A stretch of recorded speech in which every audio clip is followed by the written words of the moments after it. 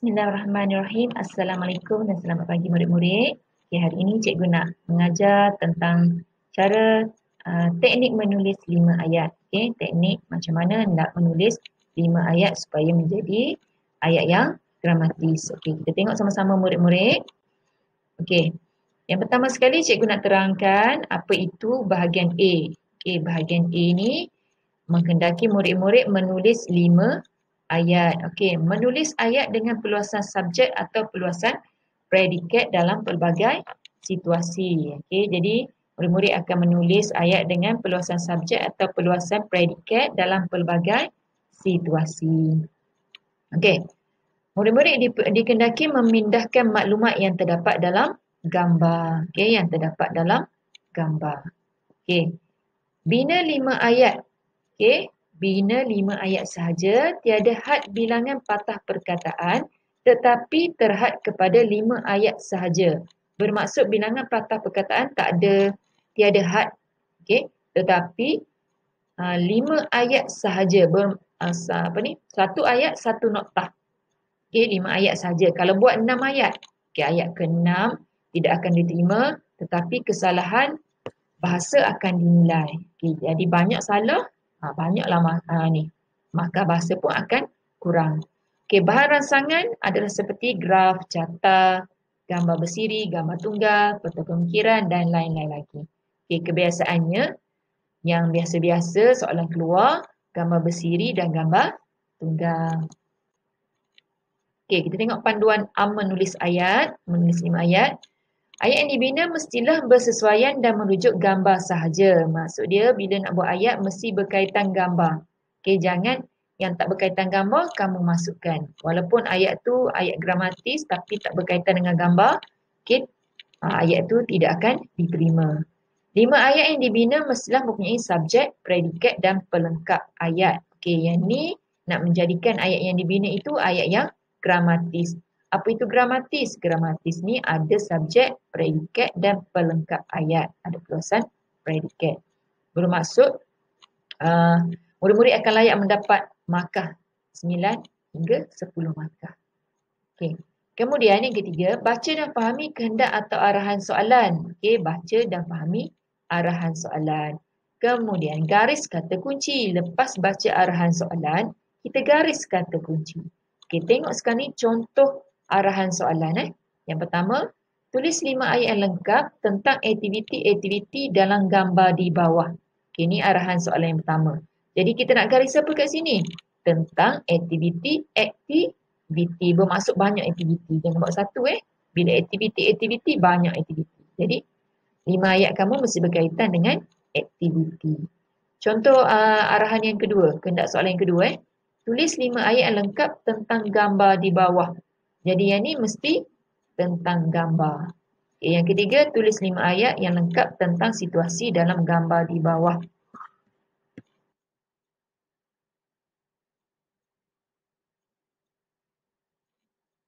Okey, kita tengok, kita sambung balik Okey, tulis 5 ayat yang lengkap tentang gambar di bawah. Yang ni mengenai gambar.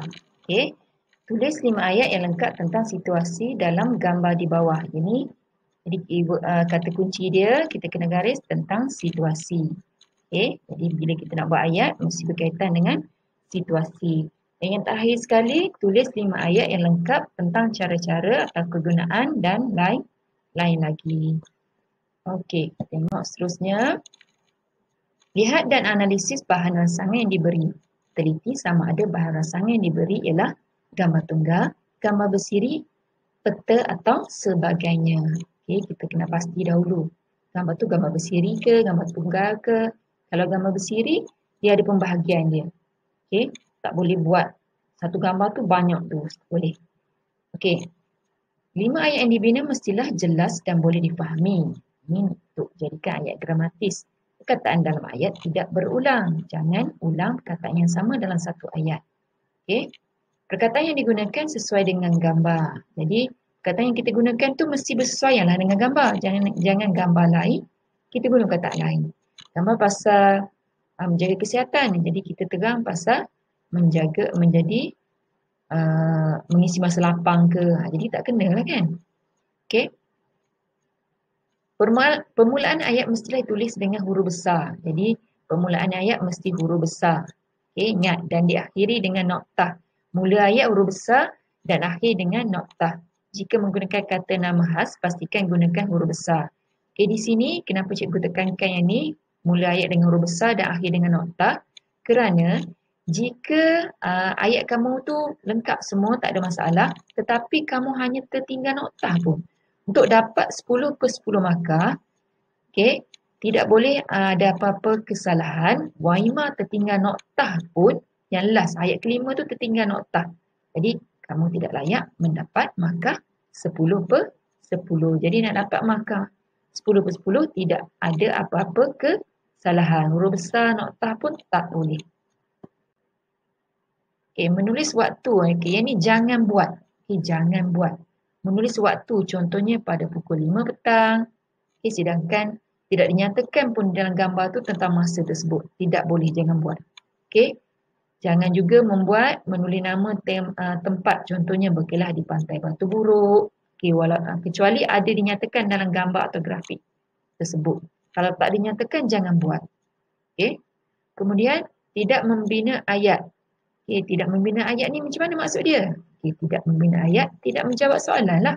Sebab arahan soalan kata, tulis 5 ayat. Okay, ada murid-murid, okay, contoh adalah seorang ni dia buat. Kita buat nombor, diteruskan mula macam buat karangan. Gambar di atas menunjukkan macam buat ulasan. Okay, contoh dia macam buat ulasan. Bila dia buat macam tu, okay, jadi markah dia bila dia buat macam tu, ada markah, bukannya kira salah semua, tapi arah markah tu akan turunlah, tak akan dapat cemerlang. Jadi jangan buat macam kita nak buat karangan atau nak buat ulasan. Untuk bahagian A ni kita mulakan dengan nombor, terus dengan nombor. Ada berapa nombor? Ada 5 nombor. Dalam satu nombor tu mesti ada berapa noktah? 1 noktah. Kalau satu nombor ada 2 noktah, bermaksud dah dikira dekat situ, dekat satu nombor 1 tu ada 2 ayat. Kena 1 nombor 1 noktah. Peluasan ayat menggunakan penanda wacana yang menggambarkan masa. Jangan guna penanda wacana. Untuk 5 ayat jangan guna penanda wacana. Dan juga gambaran masa. Macam kita nak buat cerita. Contoh dia macam dekat skrin ni. Pada suatu hari Ali, itu gambaran masa. Tak boleh. Jangan buat. Lepas tu penanda wacana. Selain itu, seterusnya. Di samping itu, yang tu penanda wacana kita guna. Tak boleh. Sebab antara ayat demi ayat 1, ayat 2 hingga ayat kelima, dia tidak ada kesinambungan. Dia ayat yang lain-lain. Tak ada kesinambungan. Jadi jangan guna. Tapi untuk bahagian ulasan bolehlah. Untuk 5 ayat jangan guna penanda wacana. Faham adik-adik? Cikgu nak terang kat sini. Ni contoh cikgu nak bagi. Ni gambar bersiri 2. Gambar bersiri 2. Bila gambar bersiri 2, kita tengok mana satu yang aktiviti yang banyak dalam gambar tu. Contohlah kalau yang atas ni, yang belah kiri atas ni ada aktiviti 3. Jadi yang atas ni kita nak buat 3 ayat. Gambar yang bawah ni kita nak buat 2 ayat. Jadi cukup 5 ayat. Boleh tak? Boleh. Sebab dia dah seimbang. Tak boleh macam yang atas ni nak buat 4, yang bawah nak buat 1. Tu tak seimbang, tak boleh. Dia kena seimbang. Kalau gambar bersiri 2, ada satu gambar 3, ada satu gambar 2. Kita tengok pula. Kalau gambar bersiri 4, bermaksud 1, 1, 1 ada 2. Ada satu gambar, kita kena buat 2 ayat. Tips penting kena ingat. Cikgu ulang balik. Penanda wacana tidak boleh digunakan dalam permulaan ayat. Kita mulakan dengan siapa. Nanti cikgu bagi formula tadi. Yang kedua, murid tidak digalakkan menggunakan kata bantu yang sama kerana akan mengganggu skor markah. Jangan guna kata bantu yang sama. Jika soalan tu memerlukan kamu menjawab cara-cara, kita boleh guna kata bantu. Tapi kita guna kata bantu yang berbeza. Macam contoh ayat pertama, kita hendaklah, ayat kedua kita hendaklah, sampai ayat kelima kita hendaklah. Jadi akan menurunkan skor bahasa kamu. Okey. Yang ketiga, semak semula ayat yang dibina bagi mengelakkan kesalahan bahasa. Tanda baca, ejaan, penggunaan kata, imbuhan dan kata ganda. Okay, teknik bina ayat yang gramatis. Ayat yang dibina mestilah berdasarkan tema dan merujuk bahan rangsangan semata-mata. Mesti berkaitan dengan bahan rangsangan. Setiap ayat mestilah mempunyai perluasan subjek atau predikat serta keterangannya. Ini untuk jadikan ayat yang gramatis. Nak dapat markah 9 hingga 10. Okay, baca dan fahami kehendak atau arahan soalan. Yang ni yang cikgu beritahu tadi. Tadi ada dah kan? Okay, tanda kata kunci. Kita garis kata kunci.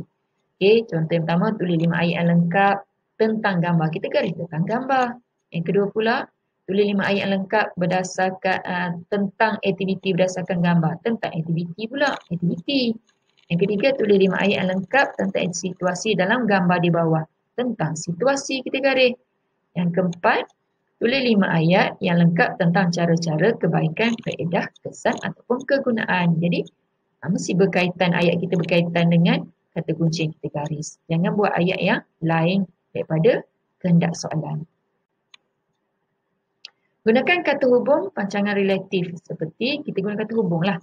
Kerana, supaya, akan, untuk, bagi, agar dan lain-lain lagi. Okay. Untuk menjelaskan perluasan predikat. Hanya 5 ayat pertama yang akan disemak. Okay. Kalau buat ayat lebih, nak buat spare ni, nak buat 6 ni, buat 7. Okay, dia hanya akan semak 5 sahaja. Tetapi kesalahan bahasa akan dinilai untuk ayat-ayat yang lebih tadi. Okay, akan dinilai.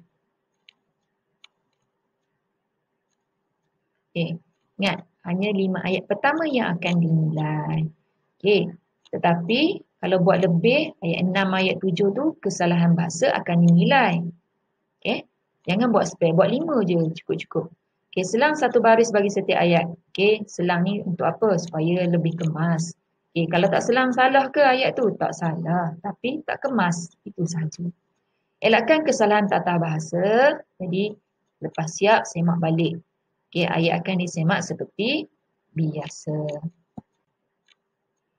Okay, cikgu nak bagi formula. Okay. Formula nak bina ayat. Okay, sebenarnya banyak formula. Ini salah satu yang cikgu bagi. Hari ini cikgu bagi ni formula ni iaitu formula ABAM. A-B-A-M. ABAM. A itu apa? Apa si? Apa siapa? Untuk subjek. A apa siapa? Subjek. B-A tu buat apa ataupun kata kerja. Okay, yang orange tu kata hubung tadilah. Kata hubung tadi. Ingat je, benda kata hubung, bila kata hubung nak ingat apa? Ingat keyword suka. S supaya, U untuk, K kerana, A agar. M untuk apa? Mengapa atau untuk apa. Okay, ini contoh. Satu contoh cikgu bagi. Bila kita tengok gambar, bila kita baca arahan soalan, kita garis kata kunci. Yang ketiga, kita bulatkan aktiviti yang terdapat dalam gambar. Kemudian kita tulis apa aktiviti di sebelah kiri atau kanan. Okay. Contoh sekarang ni, cikgu bulatkan gambar. Okay, seorang lelaki ni. Okay, siapa? Okay. A itu siapa? Siapa atau apa? Orang kan? Encik Azmi cikgu buat. BA buat apa? Okay, ataupun aktiviti apa yang sedang dilakukan? Membaca surat khabar. Okay, mengapa atau untuk apa dibaca ni? Mendapatkan info tentang peristiwa semasa. Jadi, cikgu pun tengok ayat kat bawah ni. Cikgu dah siap ayat. Okay, merah ni adalah kata hubung. Kata hubung ingat apa keyword dia? Suka. S-U-K-A. S supaya, U untuk, K kerana, A agar. Dia akan jadi, cikgu sambung. Jadi, Encik Azmi membaca akhbar untuk mendapatkan info tentang peristiwa semasa. Jadi, ayat ni dah dikira ayat yang gramatis. Tak perlu panjang-panjang sangat. Okay, 4-5 baris tak payah. Bila kita buat makin panjang, makin banyak kesalahan, makin kurang markah. Okay. Murid-murid, cikgu bagi satu contoh sahaja. Lepas ni, Okey. Kamu buat sendiri. Okey. Cikgu dah sampai ke penghujung. Okey, sekian saja murid-murid. Kita jumpa lagi nanti. Okey, terima kasih. Assalamualaikum. Bye.